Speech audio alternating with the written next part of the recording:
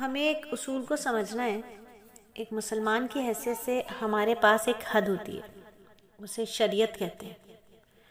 یعنی جو ایک حد ہے، ایک باؤنڈری ہے، وہ شریعت ہے. اور اس حد کے اندر جب تک ہم رہتے ہیں تو خوشی بڑی خوشی لگتی ہے، اور بڑے سے بڑا غم بھی بہت بڑا نہیں لگتا. اسی لیے ہمیں شرعی حدود کو ہر معاملے میں سمجھنا ہوگا، ہر معاملے میں اپنی شرعی حدود کو جاننا ہوگا. کوئی بھی چیز جب اپنی حد سے بڑھ جائے گی تو وہ خطرناک بن جائے گی. کوئی بھی چیز ہو، یہاں تک کہ محبتیں بھی ہوں، تو وہ جب حد سے بڑھ جائیں گی تو وہ خطرناک ہو جاتی ہیں. کیونکہ کوئی بھی چیز جب اپنے مقام سے آگے بڑھتی ہے تو وہ کسی دوسرے کے مقام کو گرا رہی ہوتی ہے. تو اس لیے کبھی بھی ہم کوئی بھی چیز استعمال کریں، کسی بھی منصب پر بیٹھیں، تو ہمیں اپنی حدود کو سمجھنا ہوگا. شرعی دائرہ کیا ہے ہمارا؟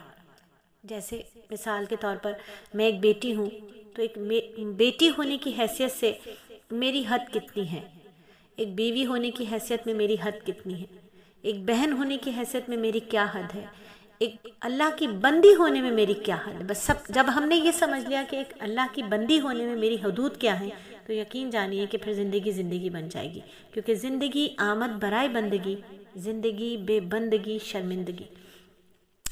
جب حدود کو سمجھنا ہوگا تو چیزوں کو اور چیزوں کے استعمال کی حدوں کو بھی جاننا ہوگا. اسی لیے ہمیں موبائل فون کے استعمال کی حد کو پہچاننا اور جاننا ہوگا.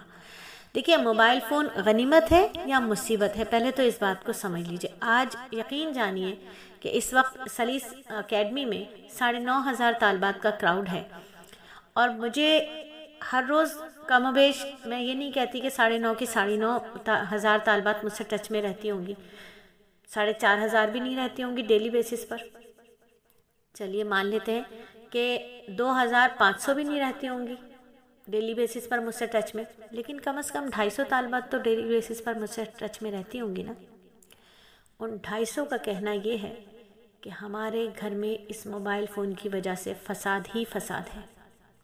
اور آپ سب جو اس وقت سن رہی ہیں، آپ بھی یہ بات جانتی ہیں، اور جو حضرات سن رہے ہیں، مجھے مذائقہ نہیں ہے کہ میرے بھائی بھی مجھے سنتے ہیں، تو وہ بھائی لوگ بھی جانتے ہیں کہ ان کے گھر میں اس موبائل فون کی وجہ سے کیا کیا بگاڑ اور کیا کیا فساد نہیں ہو رہے. ہر وقت کا ہنگامہ ہے.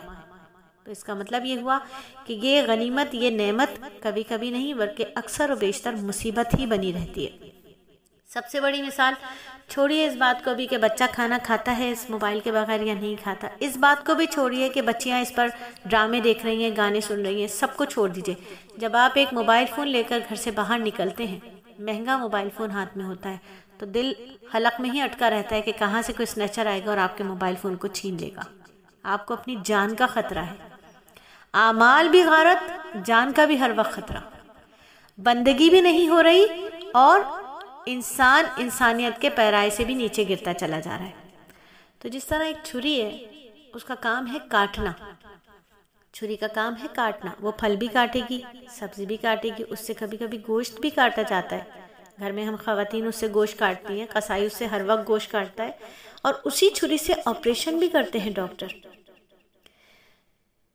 اسی چھری سے آپریشن کرتے ہیں ڈاکٹر. اس ڈاکٹر مریض کا گوشت کٹ کرتے ہیں اسی چھری سے.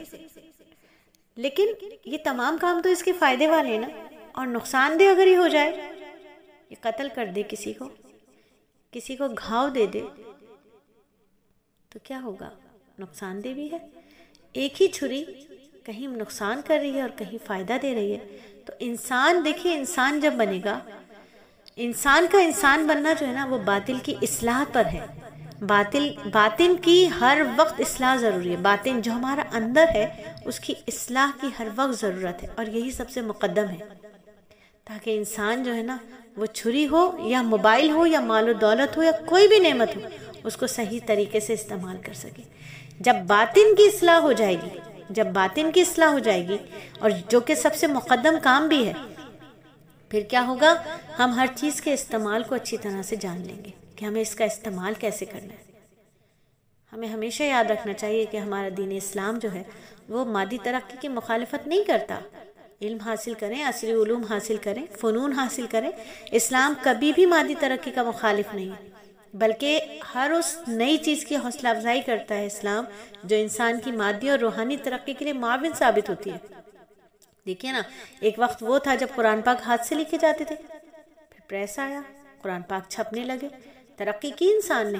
آج قرآن پاک ہر ایک کے گھر میں، ایک زمانہ تھا کہ قرآن پاک پورے محلے میں ایک ہوا کرتا تھا، فقہ کی کتابیں کم ہوا کرتی تھی، آج وہ ہر گھر میں آ گئی۔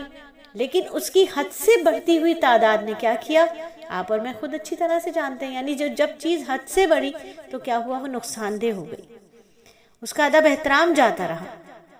خیر، اس پر بھی بات کریں گے۔ تو یاد رکھیے کہ دین اسلام اسلامی ترقی